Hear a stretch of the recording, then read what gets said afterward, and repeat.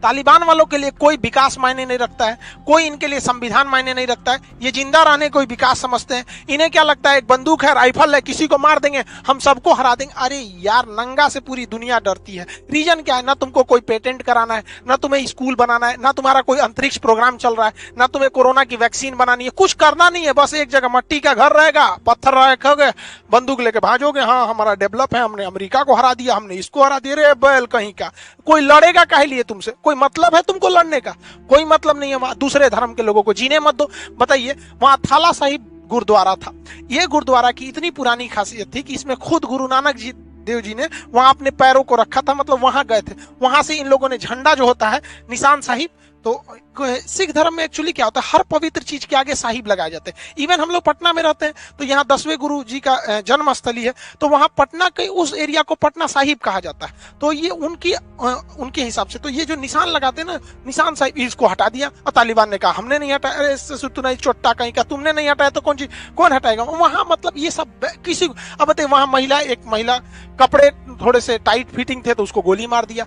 दुकान पे महिलाएं काम नहीं कर सकती हैं और ये लोग ससुर दिन बाद गोलियां चलाएंगे। लोग अफगानिस्तान की स्थिति को ये बर्बाद कर देंगे।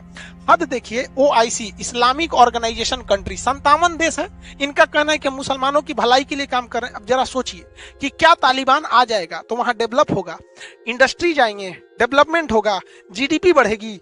कुछ नहीं होगा। ये लोग उल्टा सीधा नियम लगाएंगे, लेकिन ये लोग चुप हैं। इन लोगों को कब बोलना रहता है? केवल फिलिस्तीन के मैटर पे, और कोई तो इनको दिखता भी नहीं है यहाँ पर मैटर। यहाँ अब देखिए, ये तालिबान वाले क्या करेंगे, सब हम लोग के ऊपर अटैक करेंगे। सर, इंडिया के जितना पैसे इन्वेस्ट किया है उस पर अटैक करेंगे। हम लोग का क्या जाता है अफगानिस्तान में? अफगानिस्तान में हम लोगों ने सलमा डैम बनाया।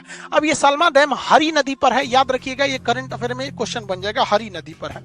इस डैम को बनाने में 290 बिलियन डॉलर का खर्चा, मिलियन डॉलर का खर्चा आया था। 2016 में इसे बनाया गया। अब तालिबान इस डैम पर हमला करना चाहता है। उस घोंचू को यह नहीं पता है कि इस डैम पर अगर हमला करेगा, इस डैम टूटेगा तो क्या हाल होगा। इस डैम से कितना फायदा आप सोचिए। इस डैम से 640 क्यूबिक मीटर पानी मिलता है पीने के लिए। वहां पर अफगानिस्तान में पानी, भूखमरी, ये सब की बहुत बड़ी समस्या, पथरीला जगह। खेती के लिए 2 लाख हेक्टेयर जमीन को खेती के लिए उपजाऊ बनाया जाता है, जिससे कि वहां के लोगों को अनाज मिलता है। ये बैल बांध तोड़ देंगे सब, 2 लाख हेक्टेयर जमीन से खेती खत्म हो जाएगी, अनाज नहीं मिलेगा उन लोग को।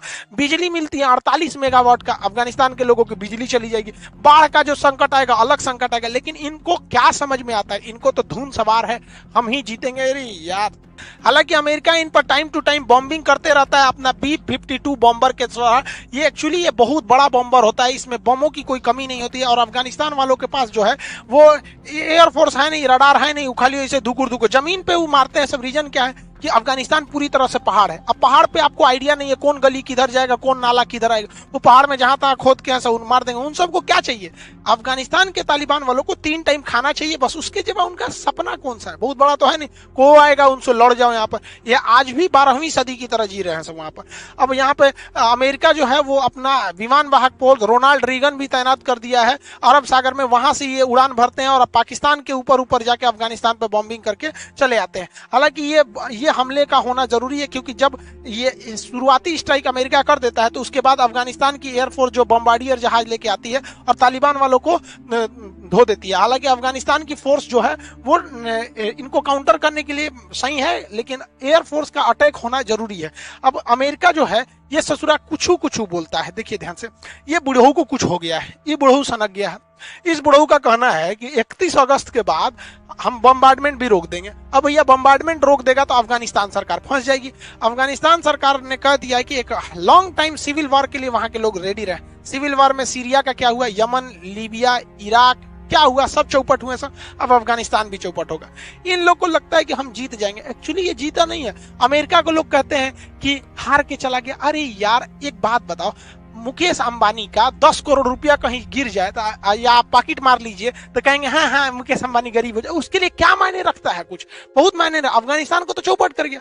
अब यहाँ अफगानिस्तान की सेना का खुला कहना है कि भारत हमें एयरफोर्स से मदद करे, क्योंकि अमेरिका अगर बम्बार्डमेंट कर चला जाएगा तो भारत को बम्बार्डमेंट करना जरूरी है, क्योंकि तालिबान का स्पीड रोकना जरूरी है। हालांकि तालिबान पूरी तरह से कब्जा नहीं कर पाएगा, लेकिन पूरी तरह तालिबान को खत्म भी नहीं किया जा सकता है।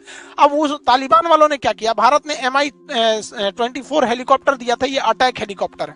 अब अफगानिस्तान की एयरफोर्स इसको अपने बेस पर खड़ा की हुई थी और कहीं गई थी, इसी बीच तालिबान वाले आ गए सब और इस एयरबेस पे कब्जा कर लिया। इसमें एक अटैक हेलीकॉप्टर भी चला गया। हालांकि देखिएगा ये सर्विसिंग में था, इसका रोटर ब्लेड नहीं है। अब इन लोग का क्या मतलब है, क्या पता इस सुझाव में गमछा बांध के उड़ा दे सभी सब अलग कैटेगरी के वैज्ञानिक, हालांकि उड़ा नहीं पाएगा, गिरा देगा सब।